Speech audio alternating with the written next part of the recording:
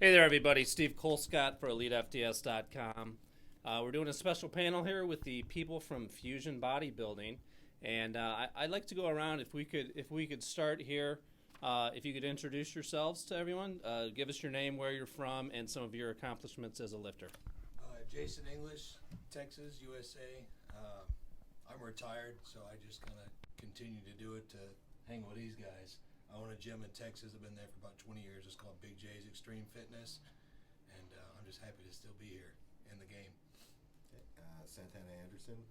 I guess I went IFBB Pro 2010 Canadian Nationals, and I've competed a few years since then as a pro, and getting ready for a show, a couple shows coming this August. My name's Richman. I've been to nationals for 7 times.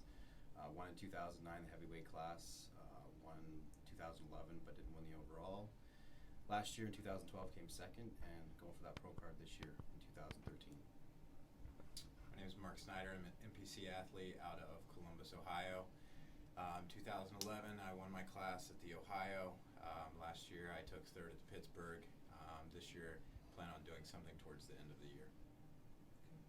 I'm Julie Bonnett. I won Miss Fitness Manitoba, and then I switched over and went pro with WBFF. I was the highest ranked in 2010 was the runner-up for the WBFF Pro Fitness Model World Champ. And I'm Craig Bonnett. I compete professionally with WBFF as well. I was Mr. Manitoba in 2006, and me and Julie own one of the larger internet fitness consulting companies, contestprep.com. I'm Jodi Boam, IFBB Fitness Pro. I won my pro card in 2010 and so far hold 3 pro titles, and that's my best accomplishment so far. Okay. The first question I'm gonna hit you guys with, and we'll start with you and work our way backwards. Is what motivated you to start training? How long ago? And what drove you to where you are now? My first fitness competition was when I was 19. I started weightlifting after I quit gymnastics when I was 17, and I was just introduced to fitness through some friends. And actually, my first trainer was Mindy O'Brien, IFBB Fitness Pro, so it was her and friends that got me involved after gymnastics. I started working out when I was like 21, 22 when I was in university, because I figured that'd get me the ladies, and that didn't work so well. Like At the end of the day, 10 years later. But it turned into a hobby, and then after a while, I guess I needed a reason for being in the gym and dieting and taking all the supplements and whatnot. So I got into competing and kind of been there ever since. And I started working out when I was 17. I just didn't have time anymore to do competitive dancing. I knew I needed some way to keep fit, and then I got into competing just because I had hit a plateau with my training, and I just saw the girls in the magazines and wanted to know what their training was like, what they were doing differently than I was to look that way, and then I just got hooked. And did you do it to meet the men, and that didn't work out well? No, but it did work out really well. Okay. I kind of got the bug towards the end of high school. It was more of a concept for me of continually trying to find the knowledge to make the best progress. And what I really like about it is it's something that's in your life 24/7. It's not something that you can just do half a day, and then it's not like going to play a game and not having to worry about doing stuff the rest of the day. It's just a constant everyday thing, and that's what I enjoy about it. I started when I was in high school. I played high school football. I was actually a running back. I was fast back then. Not too fast anymore. But I was a light guy, so the coach said, maybe you should hit the weights, put on a few more pounds. I ended up growing 10, 15 pounds heavier in a very short time span, and ended up liking the training better than playing football. So I carried that through and just decided to do a show, and I've been doing that ever since. I started training probably when I was 14 or 15. I remember I was on a hockey trip. I seen a magazine. I think it was Porter Cottrell was on the cover, and I thought to myself I wanted to look like that. So I just started reading the magazines and gravitated towards that, and didn't compete until I was 23 or 24. But I was always a fan of bodybuilding since I was a teen. I have to agree with Santana. I think seeing the magazines when Arnold won in the 80, competition, and then the other Olympians. You know, this is my 30th year in this industry. Like I said, I've been retired for 10 years. I joined the military for 10 years, competed a little bit while I was in the military, opened up a gym 20 years ago, and competed for about 10 more years. But it's a lifelong commitment. I mean, I keep on doing it until I can. Okay. Well, that kind of goes into our next question. What is it you love most about lifting, or just the fitness lifestyle? Only one person is going to lift the weight, and that's you. Nobody else is going to do it for you. You can get motivated by other people, you know, watching these guys or watching somebody else, but I think the sense of continuation of accomplishment, what keeps me going every day. I guess I like the challenge. It seems like the deeper you get into this, the harder gains come.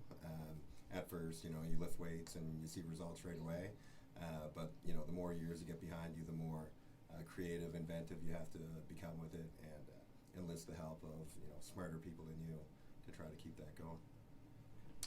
I think it's competition within yourself. Competing, especially if I take a leg day, for example, you know you're going to go in there and you're going to have a brutal workout, so you want to give it your all, so you want to always compete and go to the point where you can't go anymore, especially if you want to take it to the next level. Much like Santana said, sometimes you see, or most guys see results early on, but it's those who stick with it are willing to compete with themselves to be even better. Okay. Yeah, I agree. I mean, this is it's the challenge. You know, it's not everybody can do this. You know, it's such control and in your life about everything.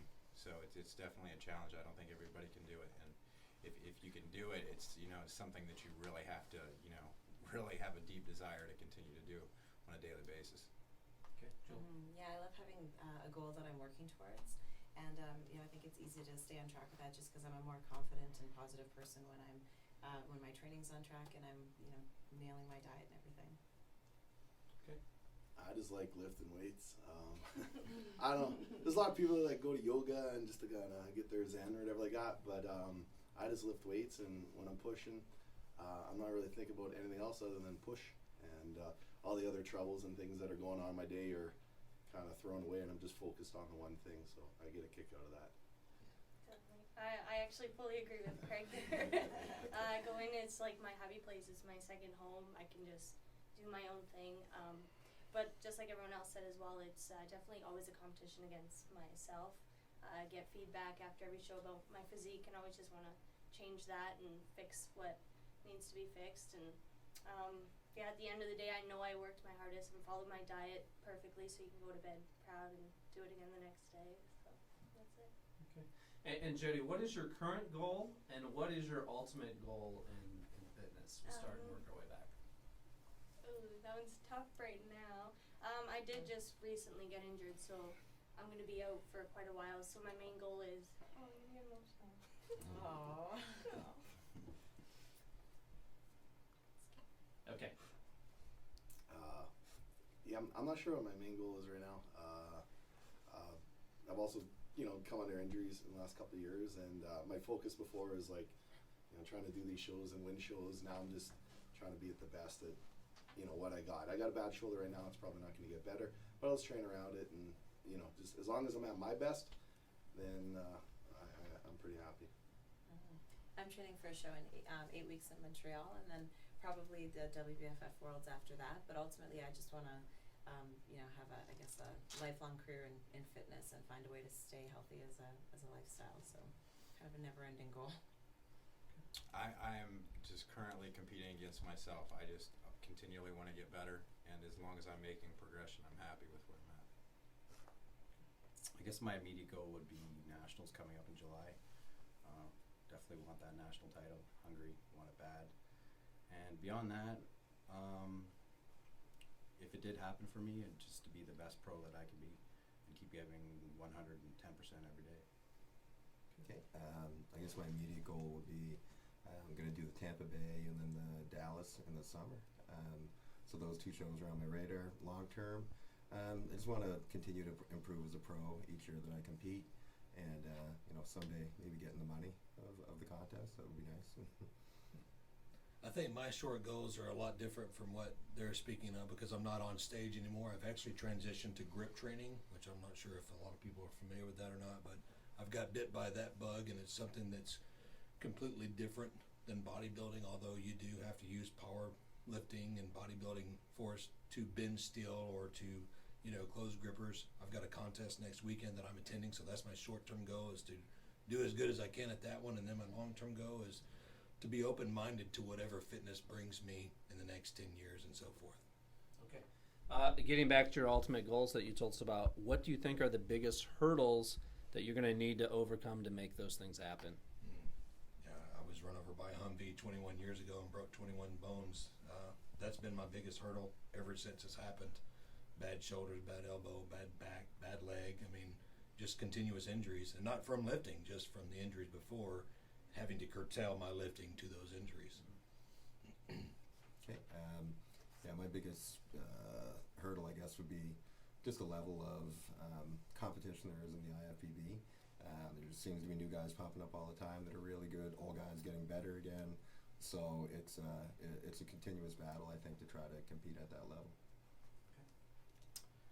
Sort of have to reiterate what Santana says, that even at the national level it's very competitive, so there's a bunch of new guys coming on every year and everyone's tough. The biggest hurdle, I guess, for me would be me, that I need to be 100% focused on that goal. I think the biggest obstacle for me is just continually making progress. It's not easy to continually put on 5 to 10 pounds of muscle a year. It's a very slow process. And I think with, bodybuilding, everybody wants to be there now. And it's not something that can necessarily happen tomorrow. It's a very slow process, and you have to be willing to take the time to get there. Okay. Yeah, and same as what the guys were saying, the competition is really steep out there. So there's always new girls coming up who are like fresh faces, and it's hard to compete with that sometimes. And also making sure that I get him through the injuries that he's dealing with, because it's definitely a team sport for us. So if he's not motivated, then it's not a fun industry to be in for me either.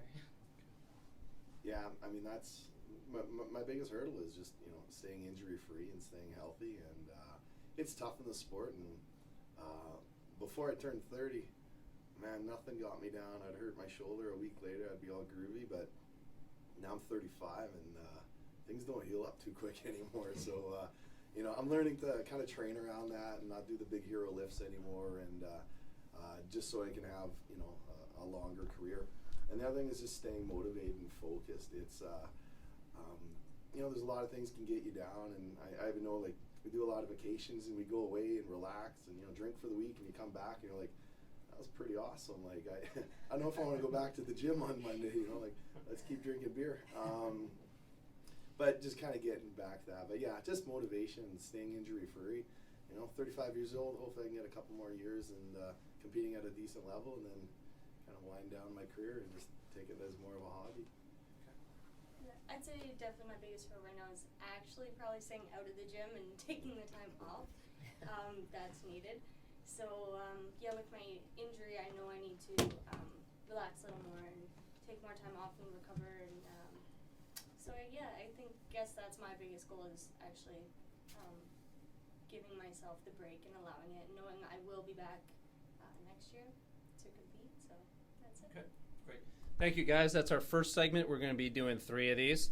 The next one is going to be on training, and then we're going to follow up that with one on nutrition.